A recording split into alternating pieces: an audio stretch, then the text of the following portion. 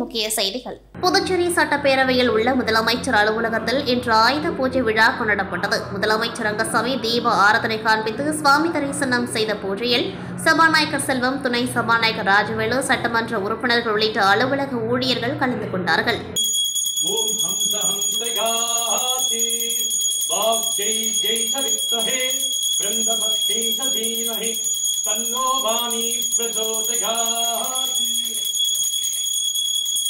गुरवे सर्वविद्यानां श्री दक्षिणामूर्तये नमः. सद्गुरु चरणारविन्दाभ्यां नमः. सदाशिवसमारम्भां शङ्कराचार्यमध्यमाम्.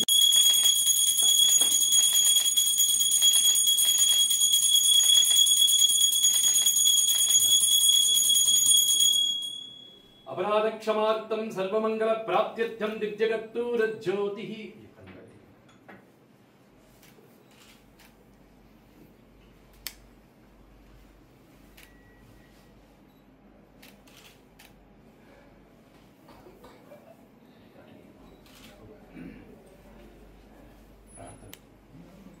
योपां तुष्टं भेदात् पृष्ठवान् विजाभाहं तुषमान् भवति.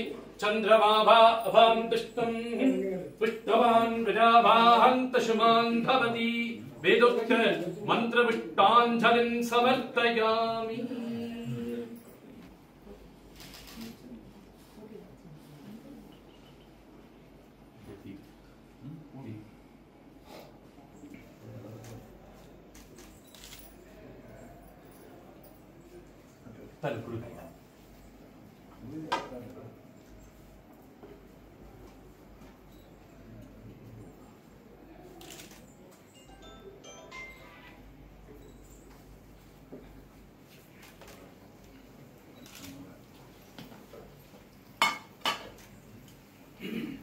புதுவையின் விடிவெள்ளி சமூக சேவகர் ஜோஸ் சார்லஸ் மார்டின் ஆசிருடன் புதுவை காமராஜர் தொகுதியில் உள்ள ஜேசி மன்றம் சார்பில் ஆயுத பூஜை விழா கொண்டாடப்பட்டது.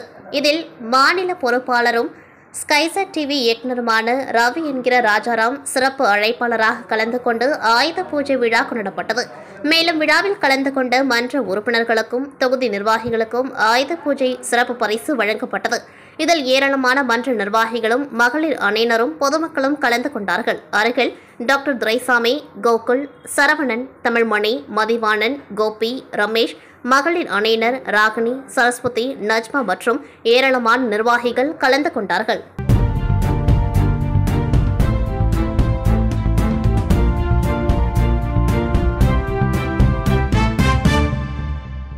ஜி வி பிரகாஷ் இசையமைப்பில் தனுஷ் இயக்கத்தில் நித்யா மேனன், அருண் விஜய், சத்யராஜ், பிரகாஷ் ராஜ், பார்த்திபன், சமுத்திரகனி ஆகியோர் முக்கிய கதாபாத்திரங்களில் நடித்துள்ள இட்லி கடை திரைப்படம் இன்று நாடு முழுவதும் வெளியானது. அதேபோன்று புதுச்சேரியில் உள்ள அனைத்து திரையரங்குகளிலும் இட்லி கடை திரைப்படம் வெளியானது. இட்லி கடை திரைப்படம் வெற்றி பெற வேண்டும் என புதுச்சேரி தனுஷ் தலைமை ரசிகர் மன்ற நிர்வாகி சதீஷ் தலைமையில் திரைப்படம் வெளியான திருவள்ளூர் சாலை, காமராஜர் சாலை உட்பட தேட்டர் முன்பு ரசிகர்கள் ஒன்றிணைந்து படம் பார்க்க வந்த ரசிகர்கள் மற்றும் பொதுமக்களுக்கு காலை சிற்றுண்டியாக இலவசமாக இட்லி வழங்கி திரைப்படம் வெற்றி பெற வாழ்த்தினர்.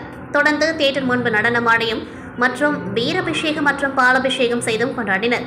திரைப்படம் பார்க்க வந்தவர்களும் பொதுமக்களும் உணவு வழங்கப்பட்டது.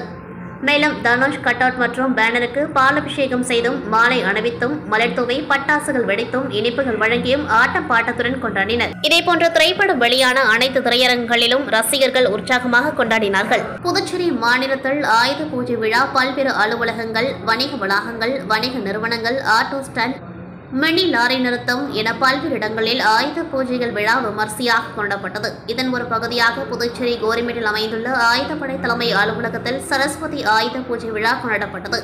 இதனையொட்டி ஆயுதப்படை தலைமை அலுவலகம் மாவிளை, வாழை உள்ளிட்ட தோரணங்களால் அலங்கரிக்கப்பட்டு போலீசார் பயன்படுத்தும் துப்பாக்கிகள் உள்ளிட்ட ஆயுதங்களுக்கு பூஜைகள் இடப்பட்டது. ஆயுதப்படை பிரிவு கண்காணிப்பாளர் ஜிந்தா கோதன்ராமன் தலைமையில் நடைபெற்ற ஆயுத பூஜை விழாவில் பூ, பழம், அவல், பொரி, கடலை, சுண்டல், இணைப்பு வகைகள் மற்றும் கார வகைகள் வைத்து ஆயுத பூஜை விழா கொண்டாடப்பட்டது. இந்த நிகழ்ச்சியில் புதுச்சேரி ஆயுதப்படை வீரர்கள் மற்றும் தலைமை காவலர்கள் என அனைவரும் திரளாக கலந்து கொண்டார்கள்.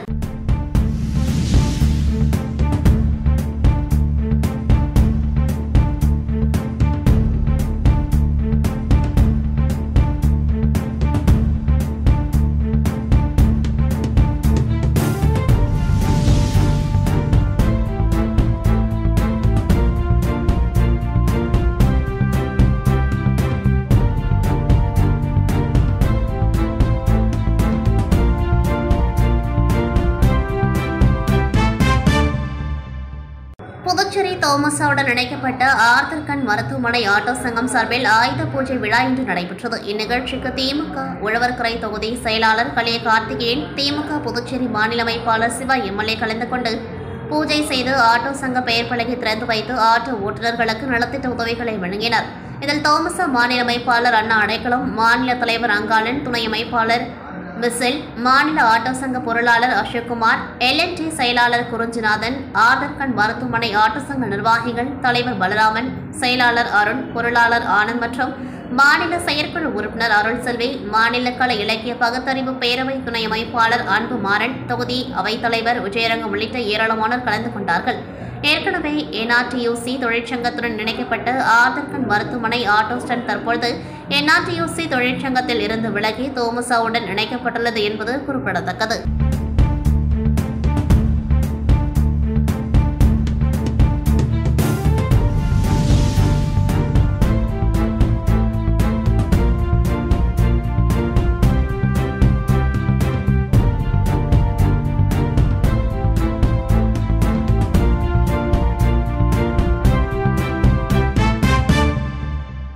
புதுச்சேரி டிவி நகரை சேர்ந்தவர் அப்பு என்கின்ற அன்பழகன். பெயிண்டரான இவர் மீது கொலை உட்பட 7 வழக்குகள் உள்ளது. இவர் வெள்ளியூர் தொகுதிக்குட்பட்ட தொண்டமாநத்தம் பகுதியில் வாடகைக்கு வீடு எடுத்து வேலைக்கு சென்று வந்தார். இந்த நிலையில் இவர் நேற்றிரவு பகுதியில் மது அருந்து சென்றபொழுது மர்ம நபர்களால் வெட்டி கொலை செய்யப்பட்டிருந்தார். இதுகுறித்து தகவல் அறிந்து சம்பவ இடத்துக்கு சென்ற வெள்ளியூர் போலீசார் அப்புவின் உடலை கைப்பற்றி உடற்கூறு ஆய்வுக்காக கதிர்காமம் அரசு மருத்துவமனைக்கு அனுப்பி வைத்தனர். இதனைத் தொடர்ந்து இக்கொலை தொடர்பாக வழக்கு பதிவு செய்து போலீசார் நடத்திய முதற்கட்ட விசாரணையில் கடந்த 2015ஆம் ஆண்டு சொத்து தகராறு காரணமாக அப்புவின் அண்ணனான டிவி நகரை சேர்ந்த ரவுடி கக்கு என்கிற பிரபுவை அப்பு தனது கூட்டாளிகளான புதுச்சேரி பிரபல ரவுடிகளான சங்கர் மற்றும் சத்யாவுடன் சேர்ந்து கொலை செய்துள்ளார். இந்நிலையில் கடந்த 10 ஆண்டுகளுக்கு பிறகு கக்கு என்கிற பிரபுவின் மகன்களான பிரவீன், பிரசித் ஆகியோர் அவரது கூட்டாளிகள் 7 பேருடன் சேர்ந்து தனது சித்தப்பாவான அப்புவை மதுக்குடிக்கு அழைத்து சென்று அரிவாளால் சரமாரியாக வெட்டி கொலை செய்து 10 ஆண்டு பழியை தீர்த்துள்ளதாக முதற்கட்ட விசாரணையில் தெரியவந்துள்ளது. மேலும் தலைமறைவாக உள்ள கொலையாளிகளை போலீசார் தேடி வருகின்றனர். இந்நிலையில் புதுச்சேரியில் கடந்த 2 நாட்களாக அடுத்தடுத்து நடைபெறும் கொலை சம்பவங்கள் அச்சத்தை ஏற்படுத்தியுள்ளது. முதலியார்பேட்டை தொகுதி அனிதா நகர் பகுதியில் உள்ள நேதாஜி சுபாஷ் சந்திர போஸ் ஆட்டோ சங்கம் சார்பாக ஆயுத பூஜை விழா விமர்சையாக கொண்டாடப்பட்டது.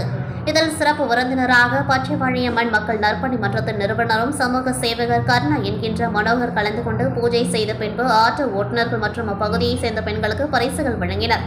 அதனைத் தொடர்ந்து ஆட்டோவில் பயணம் செய்து ஆயுத பூஜை ஓட்டுநர்களுடன் சிறப்பாக கொண்டாடினர். நிகழ்ச்சியில் பாஜக இளைஞரணி பொதுச் செயலாளர் விக்ரமாதித்தன், நிர்வாகி பாஸ்கர் ஆகியோர் கலந்து கொண்டார்கள். மேலும் இந்நிகழ்ச்சியில் ஆட்டோ சங்க தலைவர் வடிவரசன், ஸ்டாண்ட் தலைவர் ரமேஷ், சிவா மற்றும் ஆட்டோ ஓட்டுநர்கள் உட்பட பலர் பங்கேற்றனர்.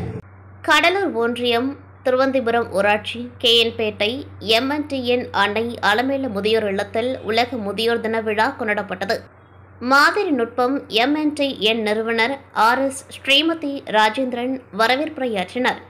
நிறுவனர் நிர்வாக இயக்குநர் டாக்டர் ராஜேந்திரன் தலைமை தாங்கி சிறப்புரையாற்றினர். சிறப்பு விருந்தினர்களாக கூட்டுறவு நகர் நலசங்க தலைவர் அழகர் தேவநேசன், கடலூர் பன்னாட்டு அரிமா சங்க மண்டல தலைவர் S உமாசங்கர் ஆகியோர் கலந்து கொண்டு சிறப்புரையாற்றினார்கள். நிகழ்ச்சியில் நாட்டு நலப்பணி திட்ட அலுவலர் டாக்டர் சுரேஷ் ராஜன், சென்ட்ரல் அரிமா சங்க தலைவர் மோகன்குமார், செயலாளர் இளங்கோவன், பொருளாளர் சுபத்ரா, ஆனந்த்ராஜ் ஆகியோர் கருத்துரை வழங்கினார்கள். இறுதியில் அன்னை அலமேலு முதியோர் இல்ல கண்காணிப்பாளர் ஆண்டாள் நன்றி கூறினார். நிகழ்ச்சி ஏற்பாடுகளை KN-பேட்டை MNTN நிறுவனர் நிர்வாக இயக்குநர் மற்றும் MNTN பணியாளர்கள் செய்திருந்தனர். நிகழ்ச்சியில் 100க்கும் மேற்பட்ட முதியோர்கள் பொதுமக்கள் பெருந்திரளாக கலந்து கொண்டார்கள்.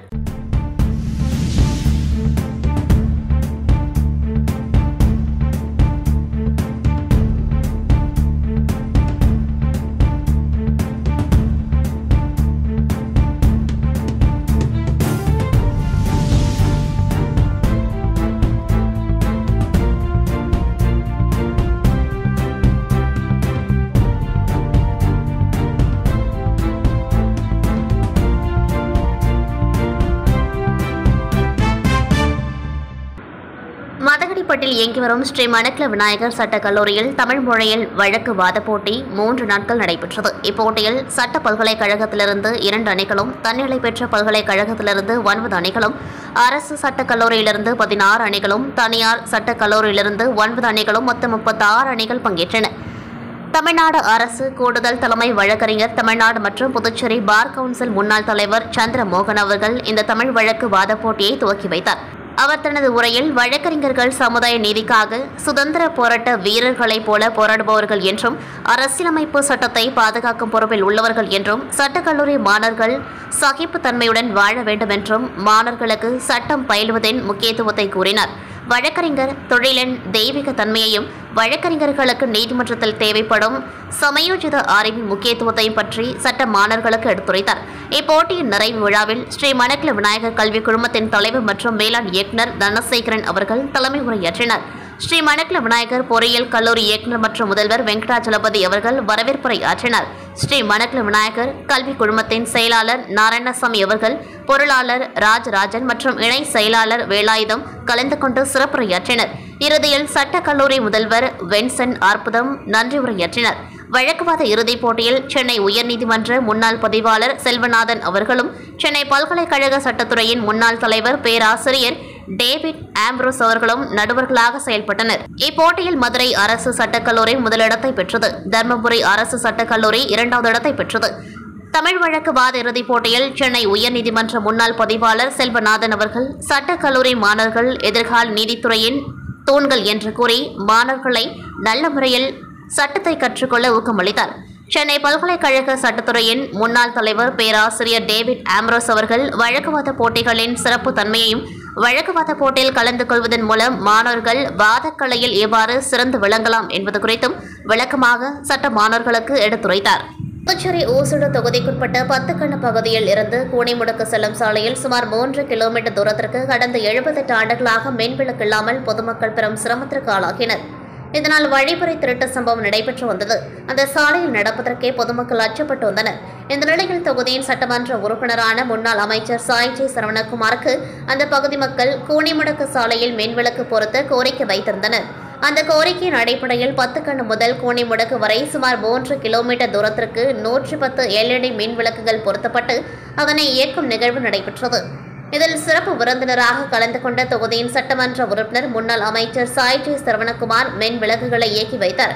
முன்னதாக அவருக்கு மேலதாளத்துடன் கிராம மக்கள் சிறப்பான வரவேற்பு அளித்தனர். இதுகுறித்து அவர் கூறும்பொழுது, ஊசுடு தொகுதியில் கடந்த 78 ஆண்டுகளாக மின்விளக்கு இல்லாமல் இருளில் மூழ்கிய சாலையில் தற்பொழுது மின்விளக்கு பொருத்தப்பட்டு ஜொலித்து வருகிறது.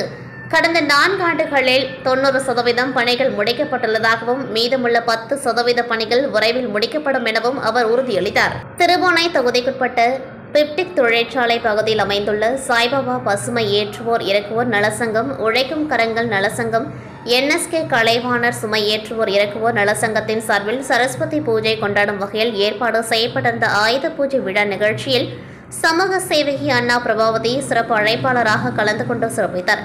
இந்நிகழ்ச்சியில் நலசங்கத்தின் நிர்வாகிகள் கமலஹாசன், கார்த்திகேயன், பரசுராமன், ரமேஷ், எட்டியான், சிவமூர்த்தி, சிறப்பு அழைப்பாளர் என்கிற விக்கி என்கிற சுரேந்தர், பாலகுமார், சதீஷ், ஆகாஷ், ஹரிபிரசாத் மற்றும் ஏராளமான தொழிலாளர்கள் கலந்து கொண்டு சிறப்பித்தனர்.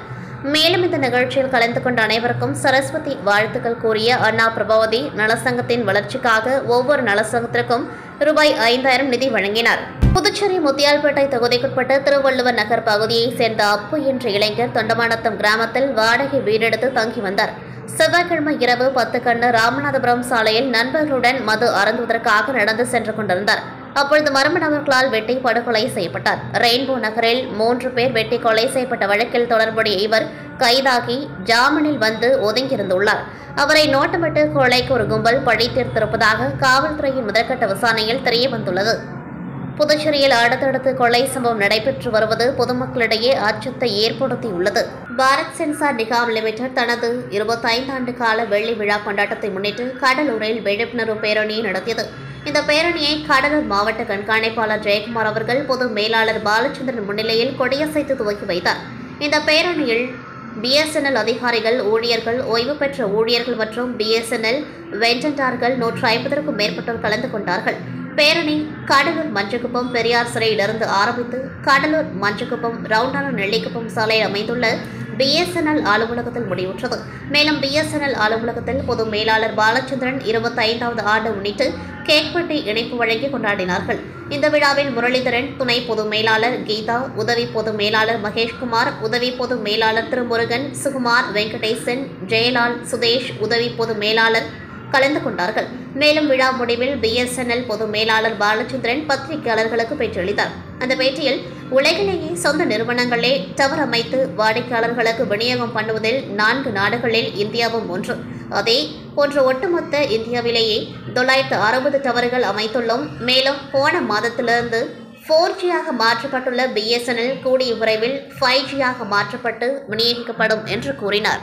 நாடு முழுவதும் இன்று ஆயுத பூஜை விழா சிறப்பாக கொண்டாடப்பட்டு வருகிறது. இதன் ஒரு பகுதியாக புதுச்சேரி மாநிலம் காரைக்கால் மாவட்டத்தில் பிள்ளைத்தரவாசல் பகுதியில் வசிக்கும் உழவன் ஆரோக்கியதாஸ் ஏற்பாட்டில் ஏராளமான விவசாயிகள் ஆயுத பூஜை விழாவை முன்னிட்டு நடவு இயந்திரம், நெல் அறுவடை இயந்திரம், வைக்கோல் பிரிக்கும் இயந்திரம், டிராக்டர் உள்ளிட்ட வேளாண் விவசாயத்திற்கு பயன்படுத்தப்படும் கருவிகளுக்கு படையலிட்டு சிறப்பு பூஜை செய்தனர். இந்த ஆயுத பூஜை விழாவில் காரைக்கால் தேற்றரவு அன்னை ஆலய இணை பங்கு தந்தை சுவாமிநாதன் செல்வம் கலந்து கொண்டு மண்வளம் பெருகவும் விவசாயம் செழிக்க வேண்டியும் சிறப்பு பூஜை செய்து வைத்தார். இதில் ஏராளமான விவசாயிகள் மற்றும் விவசாய குடும்பத்தினர் கலந்து கொண்டார்கள்.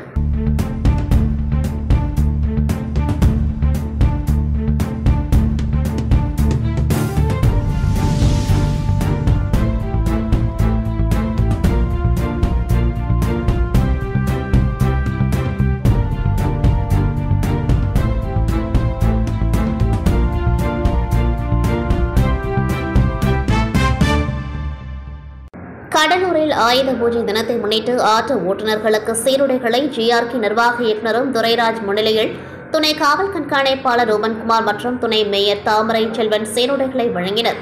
அந்த நிகழ்ச்சியில் மின்சார ஆட்டோவை சேம்பர் ஆஃப் காமர்ஸ் தலைவரும் GRK நிர்வாக இயக்குநருமான துரைராஜ் ஆட்டோவை பொதுமக்களுக்கு அறிமுகப்படுத்தினர்.